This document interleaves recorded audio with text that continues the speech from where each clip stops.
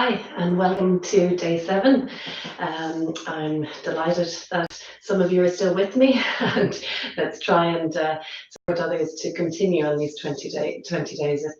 It's a really lovely commitment to yourself and to your community to be able to say that you have, for yourselves, that you have given yourself this time to honour and respect yourself, to give yourself a bit of space and time. So well done. I'm excited about today's practice and the practices that I have planned for you in the future.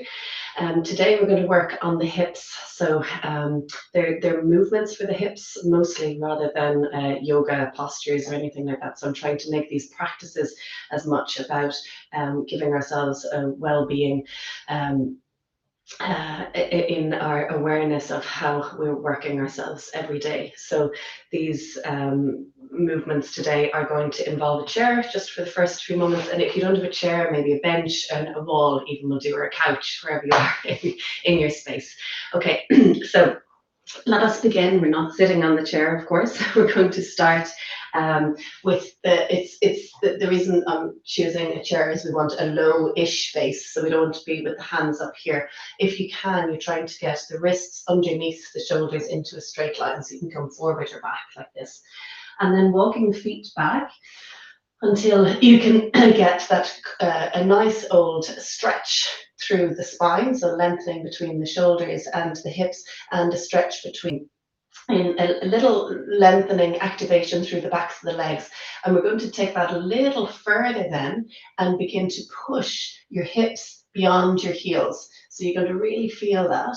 And now try not to let your front ribs drop down as I'm demonstrating here. So you want to keep the front ribs pulling in and you push back into your heels. But just watch now, have your shoulders gone beyond your wrists? And if they have, you can walk your feet forward a little closer to the chair. So shoulders down, and then trying just to start out getting the hips sway from side to side, and you begin to feel that lengthening, the activation, the awareness, the energy flowing through the inside of the thighs, the outside of the hips, through the backs of the legs. So this is a move that I've acquired from Katie Bowman, who is her movement is nutritious movement. So she talks a lot about providing movement for the body in a nutritious way. So if you think about how we feed ourselves, we wouldn't feed ourselves white food all the time as a choice for good nutrition.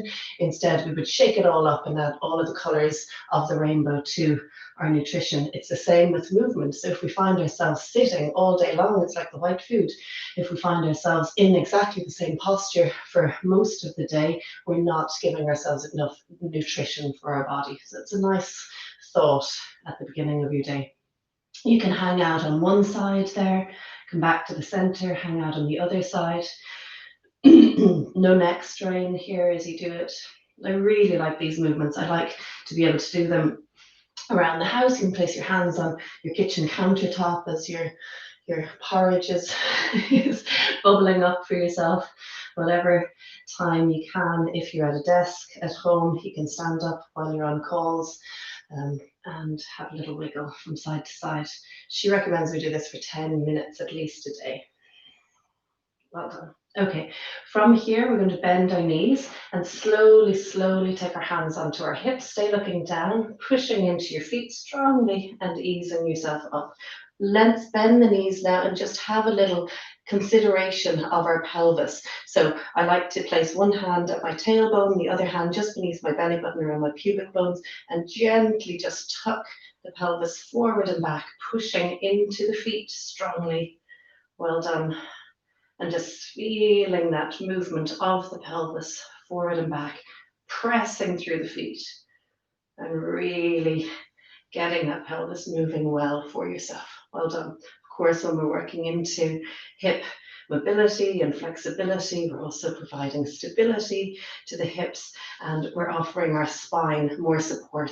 So the next move is using a higher surface to hold on to, hands onto the higher part of the chair or even onto the wall. And this is a modified downward dog. So those of you that have been doing yoga will know this one. And we're going to work this time with knees bent and just trying to get a long old spine there for yourself. Your wrists are shoulder width apart. Pull your chest and your ribs away from the ground, look back towards your belly, and just feel that openness through the spine and through the chest, and then have a little wiggle of the hips, right and left. You can bend one knee and straighten it, bend the other knee and straighten it, and breathe through this. These glorious movements, especially if you're doing it live in the morning. Well done. Stretching out, feeling this lengthening action through the spine, opening through the shoulders, and also movement through those hips. Should feel nice and juicy. Well done.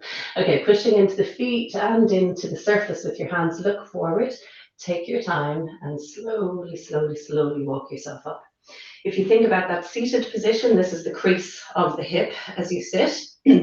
We're going to counteract that now and come into the traditional quad stretch, the one that most of you know. So before we go into the quad stretch, taking your heel in the direction of your hip, and just notice what instinctively do you do when you go into a quad stretch. Most of us either need to take the knee out to the top side or we need to stick the chest out to reach back.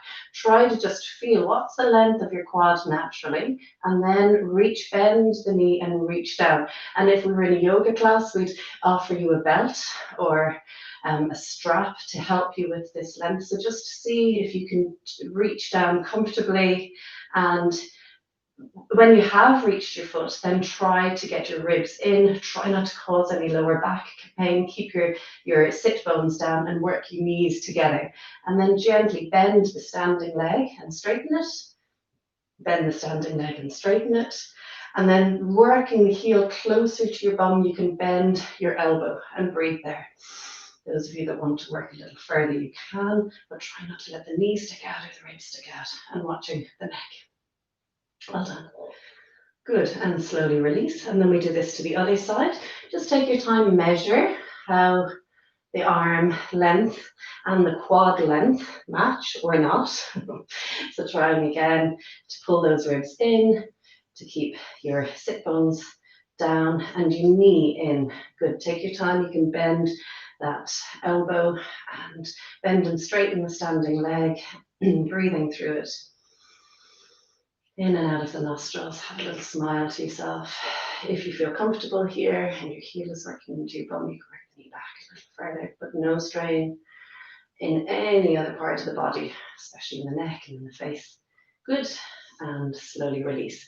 Holding onto the chair, just have a circle right and a circle left. Well done. Okay, we're going to remove the chair now and bring it out to the side, and then we're going to bring ourselves to sitting. So you might need to use a cushion for this underneath the hips. Well done.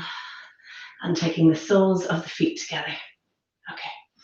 Now, see how this goes for you? You don't need to push the feet all the way down to the ground, just nice and gently, butterflying the legs up and down, really calmly. You can work the heels further away from your groins or to wherever feels right. Gently, gently. And then dropping the shoulders, lengthening the neck, base of the skull being drawn up. Breathe in and out of the nostrils. Well done. And then release that movement. Let the hips drop down. Relaxing your buttocks. And then see if you can spider the fingers forward as far as feels comfortable. Allow the head to drop. You just go to wherever feels all right for you. If you have another cushion, a cushion can be placed on the feet. Whatever works. Breathing into it. Well done. Don't overdo it. And then crawling back. And then pause for a moment. Butterfly the hips up and down. And then crawling, allow the knees to open, crawl forward one more time. And crawling back, taking your time, stay looking down. And then slowly drawing the knees together, pausing there. Okay, one of my favorite moves again isn't a traditional yoga move. We're going to take your cushion away. This comes from my dance background before yoga. So we're going to take the hips at least hip width apart or even wider, and just hands behind you and rolling those hips in and out. So feel it's not just the ankle rolling in, it's the whole hip rolling in and out. So you can let the buttock lift up and find that full rotation inwards and outwards if you can. Well done. And you can do one leg together or both legs together. Just see how you go.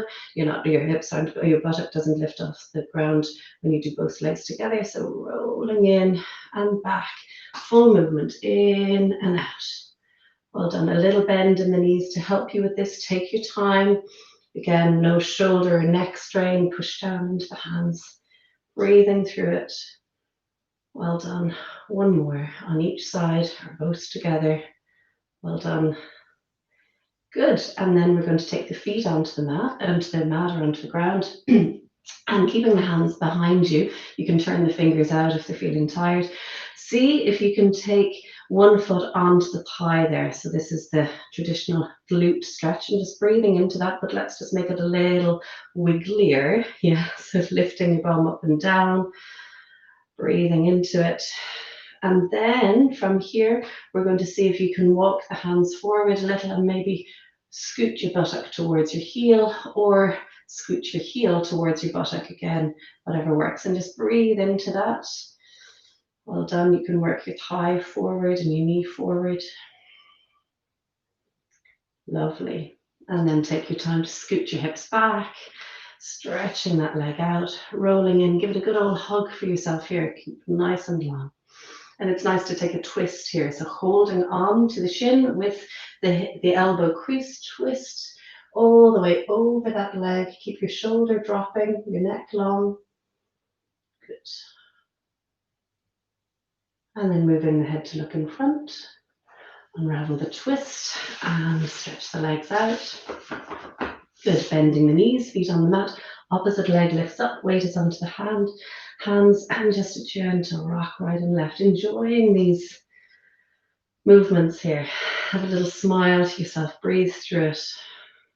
Well done. This is certainly not something that we do in our everyday moves. Yeah, so this is beautiful nutrition for your body. Good. If you wish now, working your bum closer to your heel or your heel closer to your buttock and hanging out there for a few more moments, breathing into it. You can find stillness.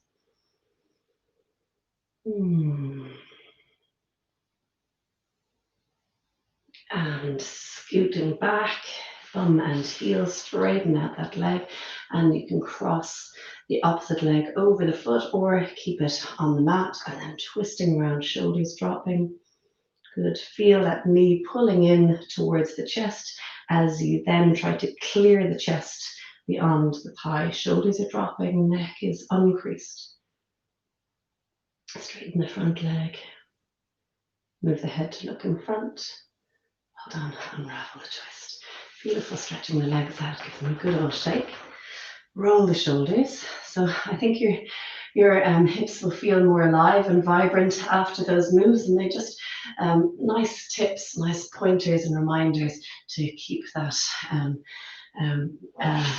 vibrancy through your hips. All right, we're going to move into a breathing practice, but for this breathing practice, we're going to lie down. So it's the Samariti Pranayama, the one that we did, that we have been practicing, the equal length of breath in and out.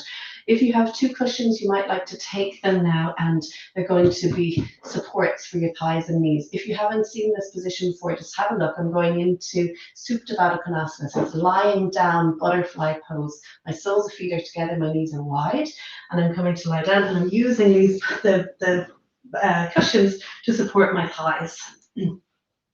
So try to find a position of comfort there. You can relax through your buttocks, you can release through the groins as those hips open. Using the cushions, it really helps. Well done. And then just think about your front ribs and the front of your hips and trying to bring them towards each other. So just feel that sensation of front ribs dropping down towards the hip bones and hip bones pulling up towards the ribs. This will really help you to release that squash in your back. Well done. If hips open are too much for you in this position, you just stretch the legs out instead with cushions under the mat. Okay, we're going to heighten this lengthening now and take the arms over the head. You can hold on to one wrist or the other, or you can even interlock the fingers and reach the arms even higher up above the head, so getting into a really good spinal tractioning there. And then closing the eyes, breathing in and out of the nostrils. And feeling the breath rising in the belly as you breathe in and falling in the belly as you breathe out.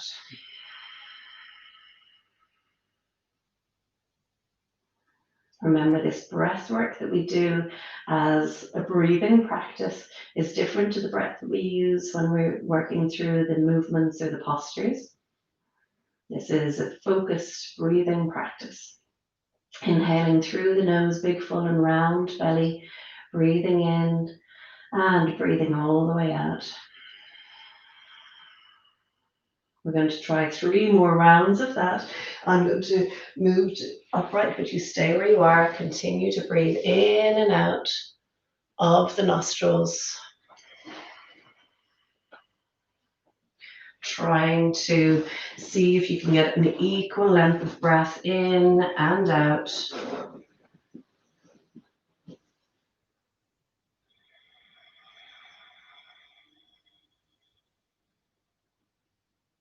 And we try to breathe in for 4, 3, 2, 1, out for 4, 3, 2, 1, in for 4, 3, 2, 1, out, 4, 3, 2, 1, in, 4, 3, 2, 1, out, 4, 3, 2, 1, in, 4, 3, 2, 1, out, 4, 3, 2, 1. Last round on your own.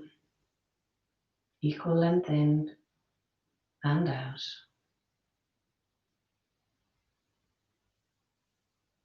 And when you finished that last exhalation, allowing the breath to just move gently into the belly, somewhere between the pubic bones and the belly button, a gentle rise and fall in the abdomen. You might like to bend your elbows and move your arms. You can bring them onto your belly. And then you can take your time to adjust your body so that you're lying flat in Shavasana. So you can use those cushions underneath the knees and lying down, hands on the belly, shoulders dropping, neck long, chin in. Soften the breath until it's barely noticeable anymore.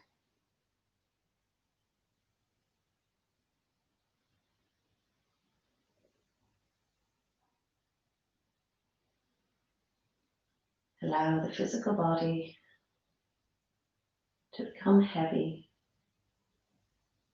surrendering into the surface beneath you. Allowing yourself to be held instead of holding yourself up or holding yourself together. Allowing this sensation of being held and nurtured.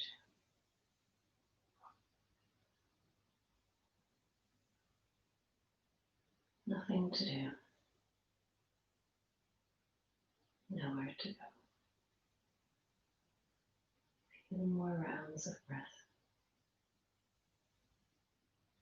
Give yourself permission fully and completely to be here.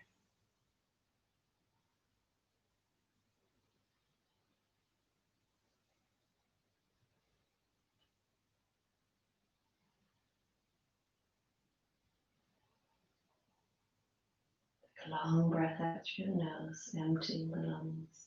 And the ribs draw in, belly draw in. Breathe in through the nose, big, full and round in the belly. And out softly through the mouth. One more time, in through the nose, big, full and round in the belly. Out through the mouth, an audible sigh. And then taking the right arm up and over the head. Bending the knees. Rolling onto your right side, resting there.